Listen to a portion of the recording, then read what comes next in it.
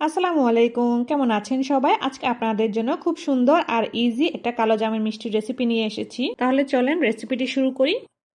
এটা হচ্ছে half cup গুঁড়ো দুধ, আর হচ্ছে এখানে 1/4 কাপ ময়দা, 1 টেবিল চামচ সুজি, 1 চা চামচ ঘি, হাফ চা চামচ বেকিং পাউডার আর একটা ডিম, ফেটানো ডিম। আমি একটা ডিম এখানে ফেটিয়ে নিয়েছি। সবগুলা মিক্স করব।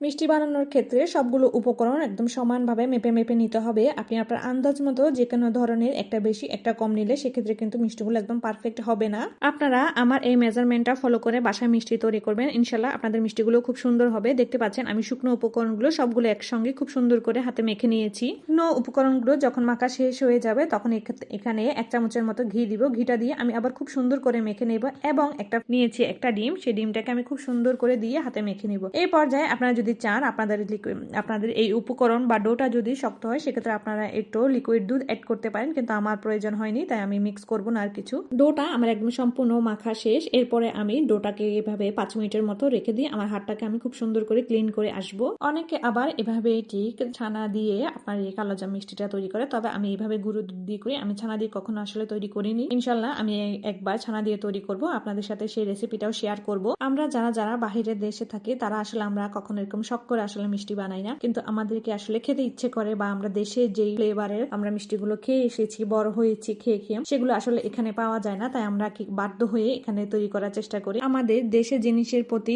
যে একটা ভালোবাসা, যে জিনিসগুলো আমরা পছন্দ করি সেগুলো কিন্তু আমাদের ছেলেপেলেরা বুঝবে না, কারণ আমরা ওগুলো খেয়ে বড় হয়েছি। দেশের খাবার, দেশের বিভিন্ন ধরনের আইটেম, দেশের বিভিন্ন নাস্তা মিষ্টি, এগুলো আমাদের কাছে আসলে খুব বেশি পছন্দ, কিন্তু আমাদের যেই ছেলেপেলেরা ওরা হয়তো এগুলা বুঝবে না বা ফিলও করবে না আসলে। এখন আমি আপনাদের সাথে কথা বলতে বলতে মিষ্টিগুলাকে আমি কালো জামের শেপ দিয়ে দিয়েছি।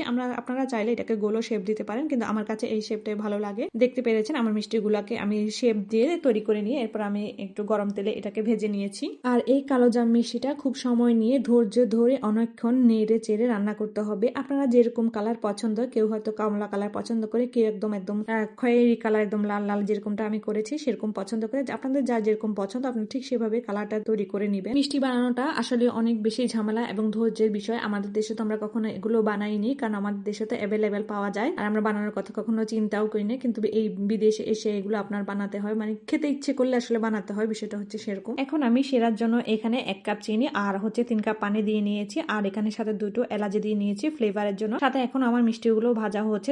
যখনই আমার এই চিনি শিরাটা একটু বলক আসবে তখনই আমি এই মিষ্টিগুলো এখানে সাথে সাথে দিয়ে নিব। দিয়ে এখানে আমি এটাকে 5-10 মিনিটের মতো রান্না করে নিব। এরপর মিষ্টিগুলোকে আমি খুব সুন্দর করে স্প্যাটুলা নাড়িয়ে দিব, আর না হলে একটু পাতিলটা ধরে হেলিয়ে দুলিয়ে দিব।